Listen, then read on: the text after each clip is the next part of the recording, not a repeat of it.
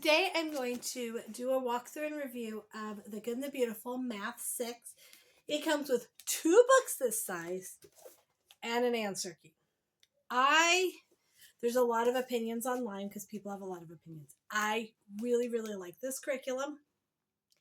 And what is wonderful is we've been able to go from Math 6 to Saxon Pre-Algebra. And if you know anything about Saxon, it is a very advanced, solid math curriculum, and it's been a very smooth transition.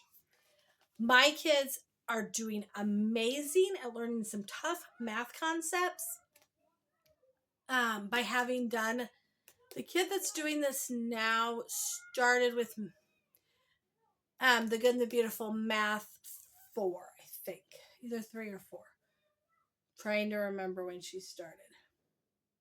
So, she has done several levels of this and then she'll move into Saxon Pre-Algebra next year. My son did, I think he did 5, 6, and then moved to Saxon Pre-Algebra.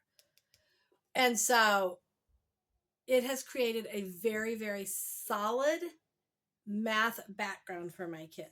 It's a lot of work, but it's very solid. And so I'm going to turn around and show you what this curriculum looks like. This is book 1. My child's actually finished it, and I will show you pieces of it. She's currently in book 2. So each of them is about half a year. And I'll show you the answer key. The only thing I don't like about the answer key, guys, is they don't show you how to work the problems. They just show you the answers. If you've ever used Saxon Pre-Algebra or any Saxon course, they actually work through the problems, which is super useful if you're not quite sure how they got the answer or what they're thinking. This is okay, and I can totally do this. But I do wish they would make an answer key that actually had the work of how to do it. So that's the only negative I can think of. So let me turn you around and show you the book. The Good and the Beautiful Math Level 6. Now, one thing, of course, is that this book is pretty. It does say book 1. You are to get through 2 books in a year. I am going to open up. Here's the table of contents for the first 60 lessons. There is a unit assessment at the end of lesson 30 and the end of lesson 60. They give you 2 days for the unit assessment. And I'll show you one of those. And it goes through and it tells you the different things. A lot of these are pre-algebra concepts. Now, I know The Good and the Beautiful has come out with Math 7 and then Level 8, which is supposed to be pre-algebra. If you want your child to get through calculus, they need to take algebra in 8th grade.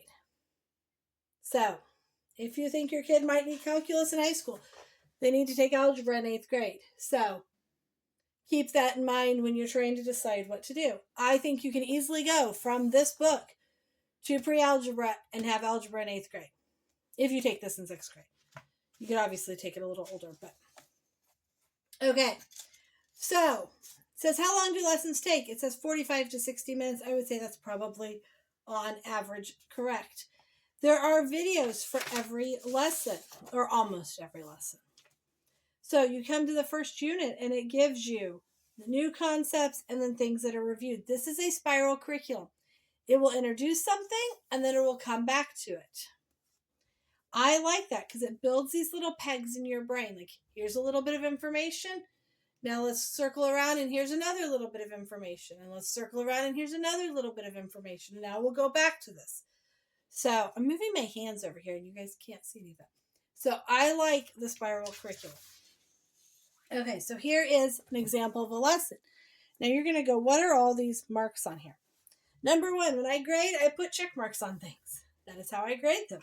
So I know that the page has been graded. I also come through and I actually will mark out, this one doesn't show a lot of it. I will mark out part of the work. You can see here I marked off that and I marked off that. I do that because I don't necessarily think we need to do all of these problems. If we didn't understand something, then we would come back and do more of them. I like that they have too many problems. I would rather mark some off than be trying to have to go out and search for more problems for a child that didn't understand something.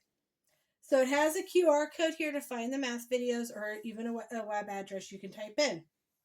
They watch it. They do that little part. This has a warm up. Oh, it's discussed in the video. Has a mental math checkup here too. I like the mental math done in The Good and the Beautiful. Okay, so there's a lesson, and then it has this little blue review box. It has that in, I think, every lesson, or almost every lesson. So here's another example of a lesson. This also has a mini lesson. So if you don't want to watch the video, you could read and do the mini lesson. And then it has practice, some more practice. You'll see I marked off parts of them. And then a review. Now, I will say, some of these practice ways they do things are hard to read. Let's see. Let's just kind of flip through. Let's see if I can find one that's kind of hard to read. That was like this can get kind of hard to read. Your child will need to have some kind of notebook to write in because there's not always room to do all of the problems. But they do have a lot of practice problems. Again, I don't always make my kids do every one. Things I don't really care for this like expanded form and all of that. I find that gets really repetitive. You can do it or you can't. Now, this child is very good at math. So, let's see. Let's turn to an assessment, which would be at lesson 30, 27. Okay, so you see lesson 28 is a review of everything. So I actually did have her do the entire review lesson. You'll see that there's only like one thing that we had wrong on the review lesson. But I did have her do the review lesson, and then you get into the assessment. The way The Good and the Beautiful does their assessments, and I really like this, is the purple sections are what they do on day 1. They do the purple sections. If they get the purple sections correct, they're done. If they don't, it gives them some additional practice in these orange sections. So you can kind of review with them on something. So I really like that. Now I will say, a lot of these concepts, like doing this, is in this, let me scooch it over a little. Doing this is something that is in Saxon pre-algebra. I know this. I'm teaching that to a child right now too. So there is some overlap. And that's why I think this is a very thorough, I would even say you could do this in 7th grade if your kid is. Sorry, I was trying to move just a little and I think I messed it more up. If your child is moving a little slower, that's okay. And then you go into, it does have some nice word problems. Again, you can see I marked off parts of them. She got a lot of stuff right. She doesn't need to do every problem. But if she was missing things, then we have more problems that we can do. So that takes you through how that entire book works. And then you have the answer key. And again, like I said, the one thing I don't love is that the answer key does not tell how to work the problems. It just gives the answers. Now, it does give them on the layout of the pages, which is nice when you're trying to grade something. I'm going to flip through here. It'll kind of help you see some, maybe, no, I don't think it's in there. Just to kind of help you see some different concepts that are taught in here.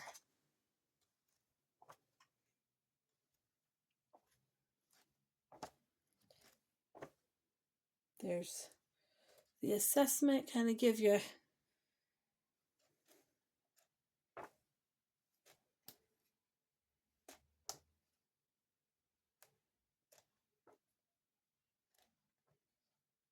okay. So, very thorough, very good, solid curriculum. Highly recommend this. It does take time to do. Some people don't like it because they think it's too busy, and that's okay too. I like how it's laid out. I do like the little bits and pieces. I think if you start from the beginning, The Good and the Beautiful starts very simple.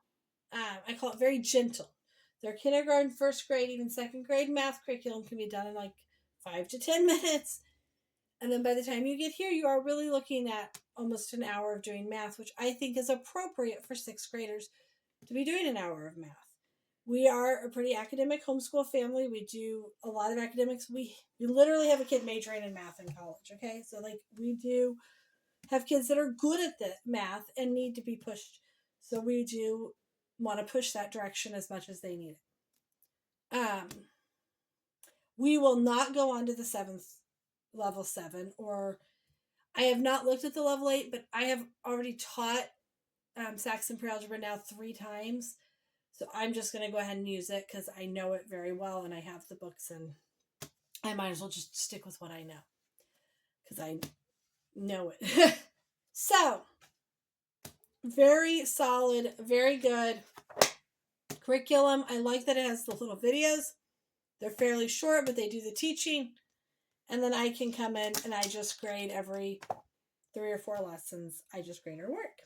So if you have any questions, please let me know. I'm happy to answer any questions you might have about how we use it or what we do. One thing I do like about the Good and the Beautiful is that they only have 120 lessons.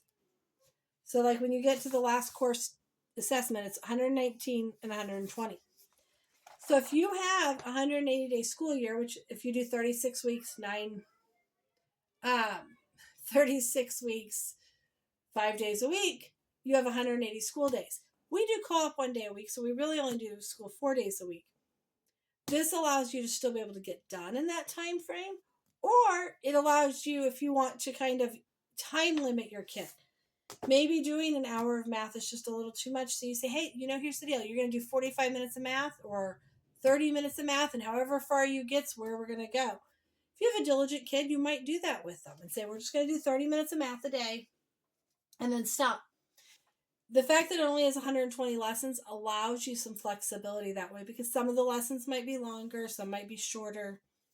So I do like that there's only 120 lessons in the book to allow you to flex it and use it as best fits for your family and not feel like you have to double up to get through 180 lessons for the year, because that I find can get a little overwhelming.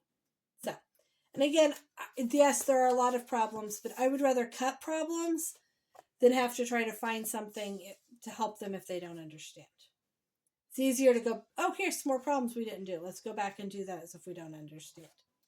So, if you have any questions, please let me know. Thanks for joining us today. Please leave a comment if you have something else you'd like me to talk about or you have any questions. Please hit the like button and subscribe to see more videos about what we do.